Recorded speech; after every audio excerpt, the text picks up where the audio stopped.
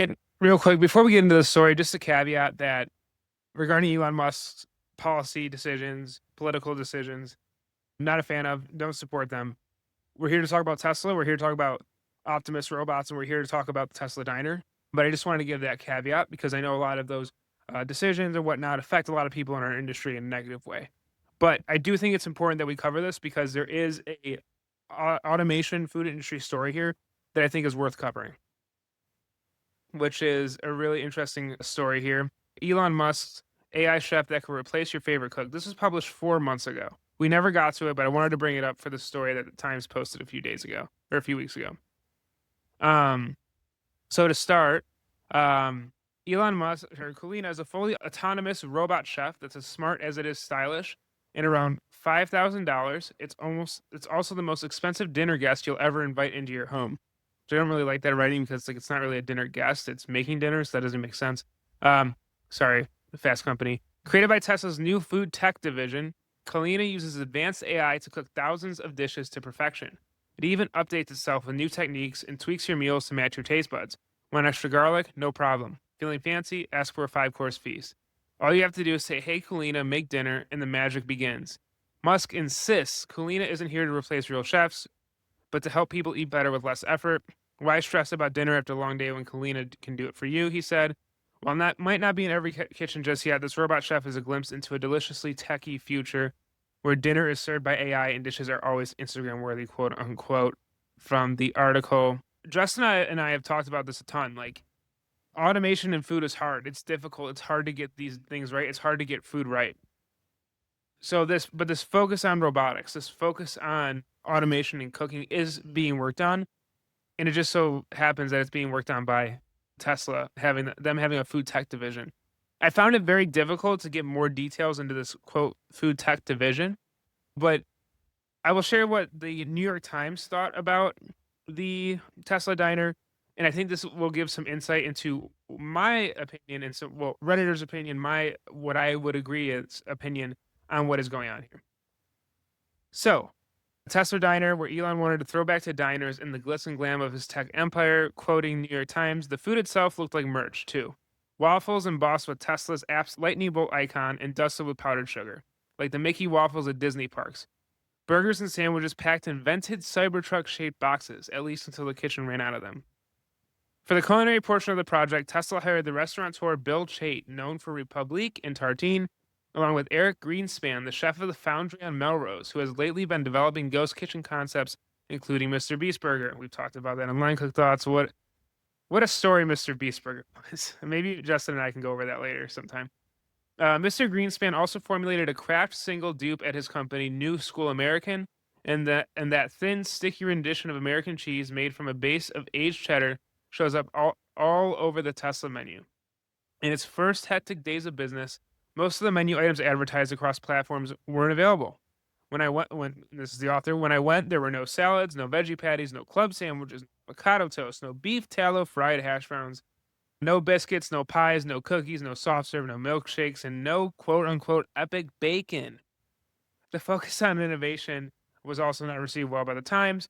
Quote, Tesla engineers built a proprietary tool to flatten patties for the smash burgers with crisp brown edges held together with caramelized onions and cheese, which seemed to be on most tables. It lent the dish a superficial whiff of innovation, but the burger didn't stand out in any meaningful way. So they continue. The Tesla Diner has been sold as a charging station, a drive-in, and a classic American diner. But by the time I left, I wondered if whoever wrote that copy had been to a diner. A diner is a kind of North Star. Its doors open, its menu constant. For now, you never know how long it will take to get into the Tesla diner, or when you do, what may or may not be available. Last week, after posting about the restaurant's quote epic bacon went viral on X, disparaging the abyss between its artificially glossy image on the touchscreen and its actual grimmer presentation in real life, the bacon disappeared from the menu. What bacon? It was if it never existed. It's always a tactic used. Quote, none of this seemed to deter the people in line. On my way out, I squeezed into an elevator with my colleagues, some international tourists, and a few locals who'd eaten at Tesla Diner 3 times in 1 week were already planning to come back. I couldn't make sense of it. Quote, we don't order anything except for the burgers now. Everything else is just so bad. So we look at that, and I think what is interesting, one, is food is hard to do. Food is very hard to do. Two, like when you're opening a grand restaurant and you're out of everything, like what a common problem. There's a Reddit thread from someone who went. This is a Tesla Investors Club on Reddit, and they say this is their pros and cons. So pros has a futuristic Johnny Rocket feel to it. That is pretty cool and unique. The outer space bathrooms and galaxy lights are on theme for Elon's fan base. People are saying the food tastes great. I honestly thought it tasted like Sonic, but with some higher quality ingredients. Integration of ordering food inside your car and should be able to get audio in the car in the future. Has lots of Easter eggs that are mildly entertaining. And then he goes, due to Musk's popularity with some people, why not gouge them for more money? Cons, expensive prices. Tastes like Sonic, got 3 times prices for 5% better food. Definitely won't want to live next to one with all the light pollution, which they say may not matter in LA. Optimus serving popcorn was lackluster. And then the Wi-Fi connection broke down, so it just sat there lifeless. It's a cool, unique spot. Visit was great, but like my visit to Four Corners and Mount Rushmore, once is enough, and I would never go out of my way to experience it again. How does this impact Tesla? Long story short, it doesn't. It delivers a Tesla SpaceX theme with unique atmosphere on first glance, but in the end, it will be an overpriced restaurant for Elon fans to gather and discuss their trip to Mars in 2024 in a flying roadster, while their Tesla makes them $30,000 a year until they submit it back to the diner via Neuralink. Wow. Um, so all this going on, and I'm just sitting here like this company that's at the leading edge of technology for electronic vehicles, for spaceships and whatnot, can't get a restaurant right. On paper, that's how it looks. So what is it then? Why are they doing the Tesla diner? Beyond creating restaurants, being a supercharging station for cars and keeping people there and creating more revenue while they charge, or even brand rehabilitation at this point. And I honestly think this is a training ground or a training operation for the Optimus autonomous robots. I think, and I chatted with Justin on this. He gave this perspective too, where it's like the Optimus robots, this idea of having AI in your home is scary right now for most people. It's not wanted. You go to a Tesla diner and the Optimus robot hands you popcorn, or they're cleaning the bathroom, or they're doing small meal prep tasks in the kitchen.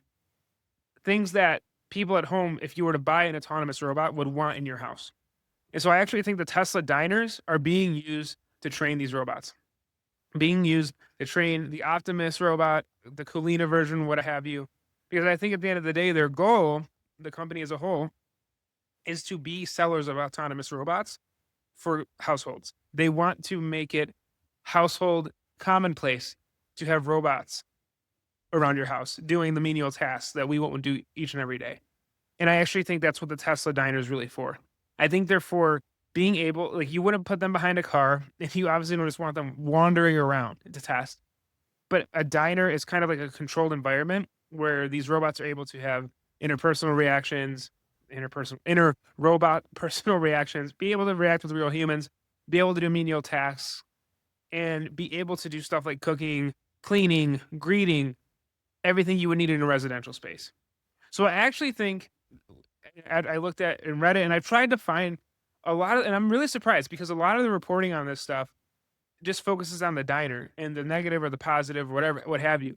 But not many places actually have come to the conclusion that the Tesla diner, I don't think, is the winner. I don't think in 10 years we're going to look back and go, oh, the Tesla diner is amazing and they're the next McDonald's or they're the next Sonic on steroids or whatever it is. I actually think we're going to go look back and say, oh, this Optimus robots or automated robots from this brand started in Tesla diners, and that's how they were able to build their systems up, their code up, and their ability to reach new customers, to be able to be put into better situations because they had all this training and practice in a diner setting. So that's what I think the Tesla diners are for. I'd be interested to see your thoughts. And again, I don't know. I don't think this is kitchen automation. Again, I don't think this is for sure kitchen automation, but rather a focus on testing a product in real time to be sold to customers at home. Now, if robots at home are making you chef quality meals and you don't have to do it, of course that then goes into restaurants. But it's a different capture. It's like the same conversation with GLP-1s. It's making consumers eat differently, so therefore their spend is different. It's not just saying they're buying this, so they're not buying this. So all that to say is that's why I think the Tesla diner exists. That's what I really think the long play of the diner is. And we're gonna have to wait and see. So that's my story on Tesla. Interesting to hear your thoughts.